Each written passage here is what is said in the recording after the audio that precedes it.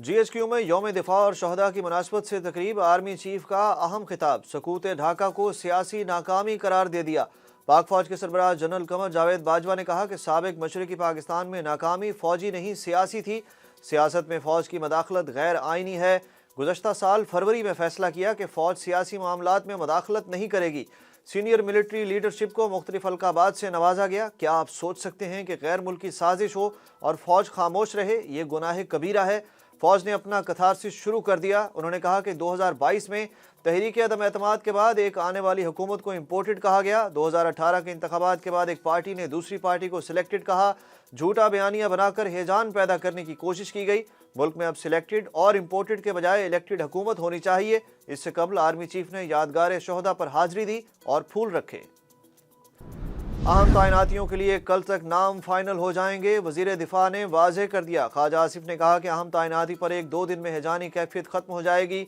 वजीर आजम से मुलाकात के बाद वजीर दिफा ख्वाजा आसिफ ने कहा कि समरी पर कानूनी प्रोसेस जारी है जिसमें 1-2 दिन लग सकते हैं। एक सवाल के जवाब में ख्वाजा आसिफ का कहना था, सीनियर तरीन का मुझे इल्म नहीं, कल तक नाम फाइनल हो जाएंगे। इत्तेहादियों और काबीना को भी फैसले पर एतमाद में लिया जाएगा। ज़राए के मुताबिक नए आर्मी चीफ और चेयरमैन जॉइंट स्टाफ कमेटी का नाम मंजूरी के लिए कल सदर को भेजा जाएगा। अहम तकरीरों पर हतमी मशावरत का एजेंडा। वजीर आजम की ज़ेर सदारत पार्लिमानी पार्टी सरबराहान का इजलास आज होगा।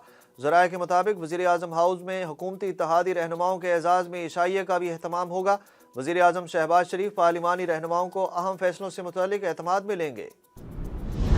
वज़ीर आज़म शहबाज शरीफ और वज़ीर दिफा ख्वाजा आसिफ के दरमियान मुलाकात में पाक फौज में 2 अहम तरीन तैनातियों पर मशावरत हुई। ज़राए के मुताबिक वज़ीर आज़म शहबाज शरीफ से वज़ीर दिफा ख्वाजा आसिफ ने वज़ीर आज़म हाउस में मुलाकात की, जिसमें आर्मी चीफ और जॉइंट चीफ्स की तैनाती के लिए भिजवाए गए नामों का जायजा लिया गया।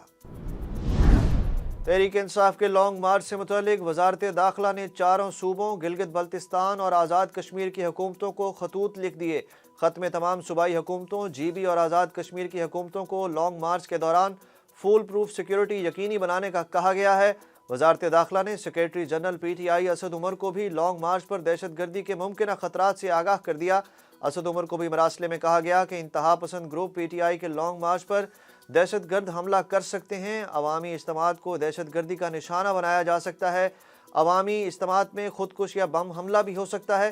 तहरीक इंसाफ रावलपिंडी में अवामी इज्तिमा को मौखर करे। इलेक्शन कमीशन ने NA 45 कुरब में इमरान खान के खिलाफ इंतखाबी ज़ाब्ता इखलाक की खिलाफ वर्जी केस का फैसला मौखर कर लिया। चीफ इलेक्शन कमिश्नर ने रिमार्क्स दिए कि किसी को भी इलेक्शन कमीशन की तौहीन की इजाज़त नहीं। चीफ इलेक्शन कमिश्नर की सरबराही में 3 रुकनी बेंच ने केस पर समाअत की। तोशाखाना केस में इमरान खान की नाअहली के खिलाफ दरखास्त पर फुल बेंच तश्कील दे दिया गया। लाहौर हाई कोर्ट में शहरी जाबिर अली ने वकील अजहर सद्दीक के तवस्सुत से दरखास्त दायर की, जिसमें तोशाखाना केस में इमरान खान को नाअहल करार देने के इलेक्शन कमीशन के फैसले को चैलेंज किया गया। Chief justice Lahore high court ने दरखास्त पर 3 रुकनी फुल बेंच तश्कील दिया, जिसमें जस्टिस आबिद अजीज शेख और जस्टिस साजिद महमूद भी शामिल हैं, जबकि chief justice Lahore high court justice अमीर भट्टी बेंच के सरबराह हैं। मौलाना फजलुर रहमान के समधी हाजी गुलाम अली गवर्नर खैबर पख्तूनख्वा नामजद हो गए। जमीयत उलमाए इस्लाम से ताल्लुक़ रखने वाले सेनेटर हाजी गुलाम अली की बतौर गवर्नर खैबर पख्तूनख्वा तैनाती के लिए वज़ीर आज़म ने समरी सदर मुमलिकत को भिजवा दी। PDM की जमातों ने JUI के हाजी गुलाम अली के नाम पर इत्तफाक कर लिया।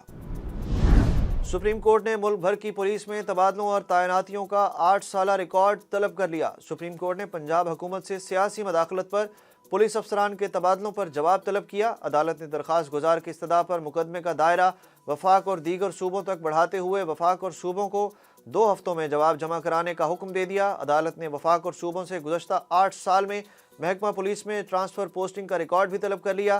केस की समाअत 2 हफ्तों तक मुलतवी। पाकिस्तान में दाइश खरासान का सरबराह इस्लामाबाद से गिरफ्तार कर लिया गया। CTD पंजाब की रावलपिंडी में कार्रवाई।